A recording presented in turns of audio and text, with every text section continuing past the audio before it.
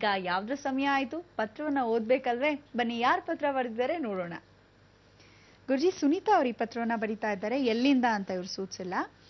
ಗುರುಜಿ ಅವರಿಗೆ ಸುನೀತಾ ಮಾಡುವ ನಮಸ್ಕಾರಗಳು. ಗುರುಜಿ, ನೀವು ಲಲಿತಾ ತ್ರಿಶತಿ ಓದಿದ್ರೆ ಏನೇ ಅಂದ್ಕೊಂಡ್ರು 16 ದಿನಗಳಲ್ಲಿ ಆಗ್ಬಿಡತ್ತೆ ಅಂತ ಹೇಳಿದ್ರಿ.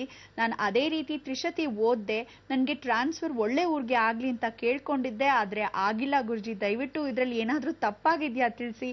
ಯಾವ ರೀತಿ ಓದ್ಬೇಕು, ಯಾವ ರೀತಿ ಓದಿದ್ರೆ ಕೆಲಸ ಆಗತ್ತೆ, ದಯಮಾಡಿ ತಿಳಿಸ್ಕೊಡಿ ಅಂತ ಬಹಳ ಮುಗ್ಧವಾಗಿ ಪತ್ರ ಬರೆದಿದ್ದಾರೆ ಗುರುಜಿ ಸುನೀತಾ ಅವರು. ಸುನೀತಾ ಚಿಕ್ಕಮಂಗ್ಳೂರಿಂದನೇ? ಇಲ್ಲ, ಅವರು ಏನು ಸೂಚಿಸಿಲ್ಲ ಗುರುಜಿ.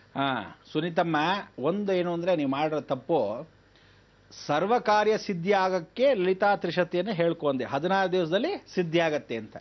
ಟ್ರಾನ್ಸ್ಫರ್ ಆಗತ್ತೆ ಅಂತ ಏನು ಕೇಳ್ಕೊಳ್ಬೇಕಾಗಿರ್ಲಿಲ್ವಲ್ಲ. ಟ್ರಾನ್ಸ್ಫರ್ ಆಗತ್ತೆ ಅಂತ ನೀವು ಕೇಳ್ಕೊಳ್ಳಾಗಿದ್ರೆ ಅದಕ್ಕೆ ಆದ ಮೂಲ ಮಂತ್ರ ಇದೆ. ಲಲಿತಾ ತ್ರಿಶತಿ ಏನು ಹೇಳುತ್ತೆ ಅಂದ್ರೆ ಚರವಾಗಿರೋದನ್ನ ಸ್ಥಿರ ಮಾಡತಕ್ಕಂಥದ್ದು. ಚರಲಕ್ಷ್ಮಿ ಸ್ಥಿರವಾಸಃ ಅಂದ್ರೆ ಕೈಗೆ ಸಿಗದೇ ಇರತಕ್ಕಂಥದ್ದು ಅದು ಸಿಗಲಿ ಅಂತಕ್ಕಂಥ ಅವಕಾಶ. ಅಂದರೆ ನೀವು ಲಲಿತಾ ತ್ರಿಶತಿ ಎಲ್ಲಿ ಹೇಳ್ತಾ ಇದ್ದೀರೋ ಅಲ್ಲೇ ಇದ್ದು ಬಿಡ್ತೀರಾ. ಮುಂದಕ್ಕೆ ಹೆಂಗೆ ಹೋಗ್ತೀರಾ? ನಿಮ್ಮನ್ನು ಯಾರು ಲಲಿತಾ ತ್ರಿಶತಿ ಆ ಒಂದು ಸಂಕಲ್ಪ ಇಟ್ಕೊಂಡು ಮಾಡುವಂದವರು? ಟ್ರಾನ್ಸ್ಫರ್ ಆಗಬೇಕಾದರೆ ಟ್ರಾನ್ಸ್ಫರ್ ಆಗಕ್ಕೆ ರಾಹು ಬೃಹಸ್ಪತಿ ಸಂಧಿ ಆಗಿರತಕ್ಕಂಥ ಜೀವನವನ್ನ ಏನು ಬಂಧನ ಇದೆ ಅಲ್ಲಿಂದ ಬಿಡಿಸಪ್ಪ, ನಾನು ಟ್ರಾನ್ಸ್ಫರ್ ಆಗಬೇಕು. ಅಥವಾ ಟ್ರಾನ್ಸ್ಫರ್ ಕೊಡ್ತಾ ಇಲ್ಲ, ಗುರು ಅನುಗ್ರಹ ಬೇಕು. ರಾಹು ಟ್ರಾನ್ಸ್ಫರ್ ಗ್ರಹನೇ ಕೊಡತಕ್ಕಂಥ ರಾಹು ಯಾರು ಕೊಡೋನು? ಒಂದು ಆಂಜನೇಯ ಸ್ಮರಣೆ, ಇನ್ನು ಗುರು ಸ್ಮರಣೆ. ಗುರು ಆಂಜನೇಯ ಎರಡೂ ಸ್ಮರಣೆ ಮಾಡಿದಾಗಲೇ ನಿಮಗೆ ಅನುಗ್ರಹ ಏನೋ ಟ್ರಾನ್ಸ್ಫರ್ ಆಗೋದು. ಆ ಥರ ನೀವು ಮಾಡಬೇಕಾಗಿತ್ತೆ ಹೊರತು ಈ ರೀತಿ ನೀನು ಲಲಿತಾ ತ್ರಿಶತಿ ಮಾಡಿದ್ದಕ್ಕೆ ಯಾವುದೇ ಕಾರಣಕ್ಕೂ ತೊಂದರೆ. ಕೆಲಸ ಆಗಿಲ್ಲ ಅನ್ನೋದು ಸುಳ್ಳು. ಏನು ಅಂದರೆ ಕೆಲಸ ಯಾವುದೋ ಒಂದು ಬೇರೆ ರೀತಿಯಲ್ಲಿ ಒಳ್ಳೆಯದನ್ನು ಮಾಡಿರುತ್ತೆ.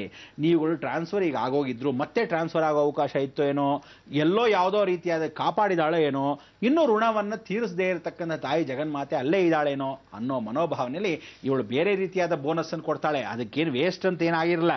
ನೀವು ಮಾಡಿರೋ ಪೂಜೆ ಪುನಸ್ಕಾರ ಖಂಡಿತ ಫಲ ಕೊಡುತ್ತೆ. ಯಾಕೆಂದರೆ ದೇವರುಗಳು ಮಾತ್ರ ಯಾವತ್ತೂ ನೀವು ಪೂಜೆ ಮಾಡಲಿ ಬಿಡಲಿ ಹೀಗೆ ಇರ್ತಾರೆ, ನೀವು ಮಾಡದೇ ಇದ್ರೂ ಹೀಗೆ ಇರುತ್ತೆ. ಚೇಂಜ್ ಅಂತ ಹೀಗೆ ಚೇಂಜ್ ಮಾಡ್ಕೊಳ್ಳೋಕೆ ಕೂತ್ಕೊಳ್ಳೋಕ್ಕಾಗಲ್ಲ. ಅದಕ್ಕೆ ಆ ಪರಿವರ್ತನೆ ಏನು ಅಂದರೆ ಭಗವತಿ ಕೃಪಾ ಕಟಾಕ್ಷದಲ್ಲಿ ಬಂದಿರತಕ್ಕಂಥ ನಿಮ್ಮ ಸಾನ್ನಿಧ್ಯ, ಅದು ತಾಯಿ ಜಗನ್ಮಾತೆದು. ಆ ತಾಯಿ ಖಂಡಿತ ನಿಮಗೆ ಒಳ್ಳೇದನ್ನು ಮಾಡ್ತಾಳೆ. ಯಾವ ಕಾಲಕ್ಕೆ ಒಳ್ಳೇದು ಅಂದ್ರೇನು, ಅಟ್ಲೀಸ್ಟ್ ಪ್ರಮೋಷನ್ ಆದರೂ ಕೊಡ್ತಾಳೆ. ಪ್ರಮೋಷನ್ ಕೊಟ್ಟಾಗ ಏನು ಮಾಡ್ತಾಳೆ? ಟ್ರಾನ್ಸ್ಫರ್ ಮಾಡಲೇಬೇಕು ಆಟೋಮೆಟಿಕ್ ಆಗಿ. ಅದಕ್ಕೋಸ್ಕರ ನಿಮ್ಮ ಒಳ್ಳೆ ಗಂಡನಿಗೆ ಪರಿಪೂರ್ಣವಾಗಿ ಒಂದು ಪ್ರಮೋಷನ್ ಕೊಟ್ಟು, ಅಥವಾ ಒಂದು ಪ್ರಮೋಷನ್ಗಿಂತನೋ ಒಂದು ದುಡ್ಡನ್ನು ಹೈಕ್ ಮಾಡ್ಬೋದು, ಅಂದರೆ ಸ್ವಲ್ಪ ಮಟ್ಟಿಗೆ ದುಡ್ಡು ಅಭಿವೃದ್ಧಿ ಪಡಿಸ್ಬೋದು. ಅಂಥ ಒಂದು ಅವಕಾಶ ಆದರೂ ಮಾಡಿಕೊಡ್ತಾಳೆ. ಯೋಚನೆ ಮಾಡಬೇಡಿ ಅಂತ ಮುಖಾಂತರ ಹೇಳ್ತಾರೆ.